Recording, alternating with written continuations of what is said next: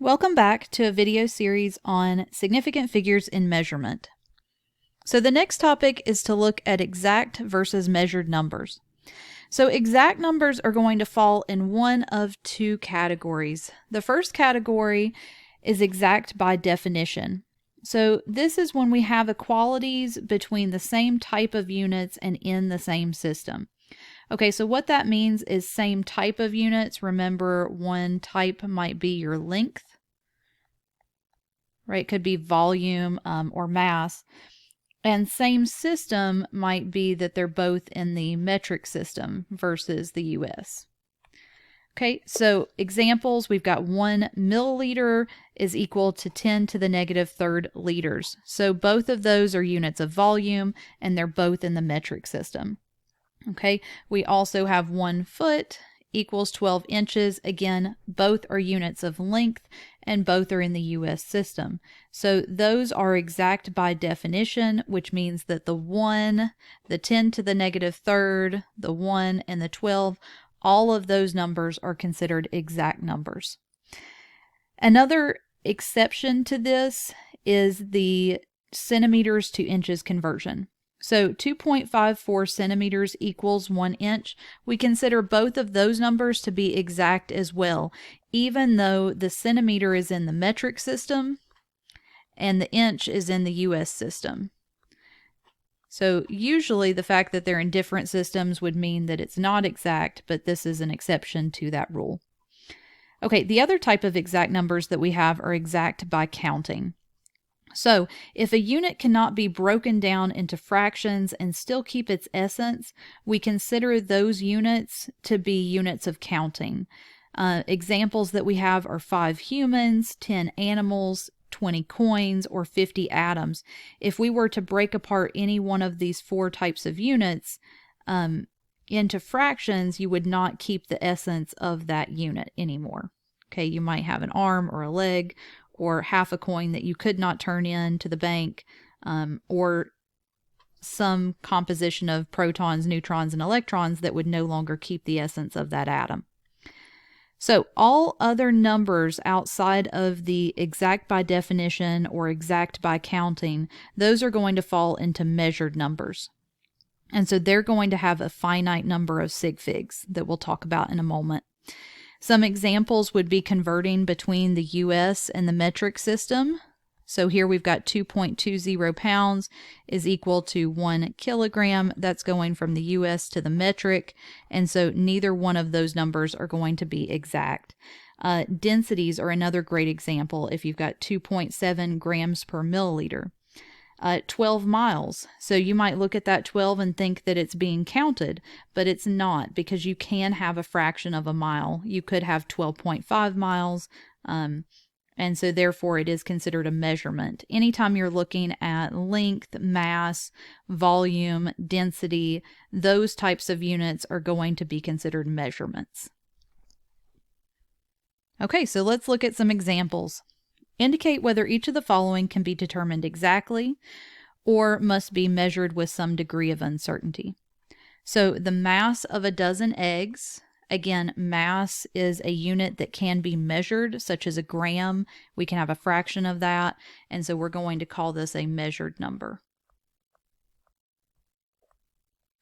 The number of gallons of gasoline, again, that's a volume,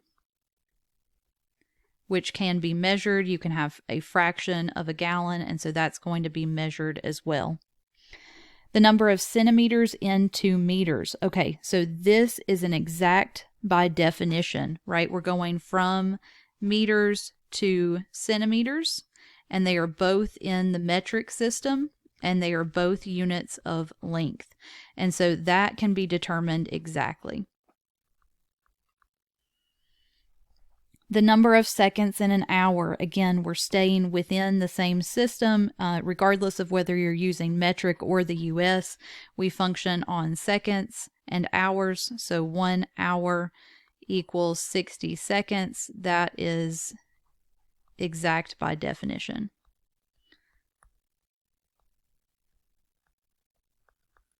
And this one was also exact by definition. The number of pages in a book. So if I were to cut a page in half, it would lose its essence.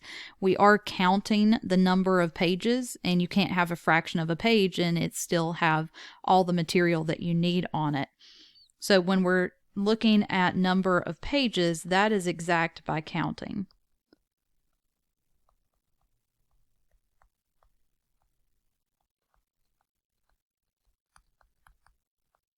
Okay, and then the last one, we've got the distance from San Francisco to Kansas City. You can have fractions of a distance. That is a measurement just like mass and volume. Distance is technically a form of length.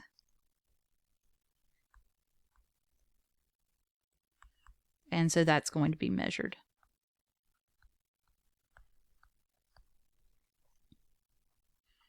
Okay, so in the next topic, we are going to look at significant figures. So this tells us the precision of the instrument that we use to record values, right? So if we looked back at the ruler that we saw in the previous examples, or the pictures that we had here of the graduated cylinders and beakers, each one of these will have a different level of precision. So the graduated cylinders, their level of precision was 0.1 was the increment, right? And so the uncertainty was 1/100th. With the beaker, we had an increment of 1 milliliter, right? And this would have been 1/10 of a milliliter. And so the uncertainty there was 1/10. Okay, so the graduated cylinders are considered to be more precise than the beaker, because you can see out to farther out decimal places with that graduated cylinder than what you can with the beaker. And so you've got better precision there. So when we're looking at numbers that are reported, they're going to tell us the precision of that instrument and how many digits out that you know, and what the digit of uncertainty is, which is the last digit reported. So some quick rule refreshers for measurements, and we call these sig figs, by the way, so you'll hear the abbreviation sig figs all the time. That is your significant figures. So all non-zero digits are going to be considered significant if they're reported. The zeros are the tricky part, okay? You've got leading, captive, and trailing zeros. If they are leading zeros, they are placeholders, and so those are never going to be significant. Captive zeros, or what you may hear as sandwiched zeros, those appear between two non-zero digits. So examples might be 202 or even 2002. Those zeros are sandwiched between two non-zero digits, and so those are always significant. And then the trailing zeros are the hardest, right? So it depends on whether or not there's a decimal. If you see a decimal present, then those zeros will be considered significant. It does not matter where the decimal is in terms of the zeros. And that's the hardest part of this, is that a trailing zero is after a non-zero digit. Okay, but it doesn't matter whether those zeros are to the left or to the right of that decimal. All of them are significant as long as a decimal is present. So that would be what we call 4 sig figs, and SF standing for sig figs there. Okay, but if a decimal is not present, so if we just had 200, we tend to lean on the side of not considering those zeros significant. And so this would only have one significant figure, which is the 2. Now, the zeros are still important for magnitude, okay? We can't just completely ignore them, because $2, right, versus $200 are two very different numbers. So the zeros are important, but they're not significant, and they do not indicate that we have precision out to the ones place.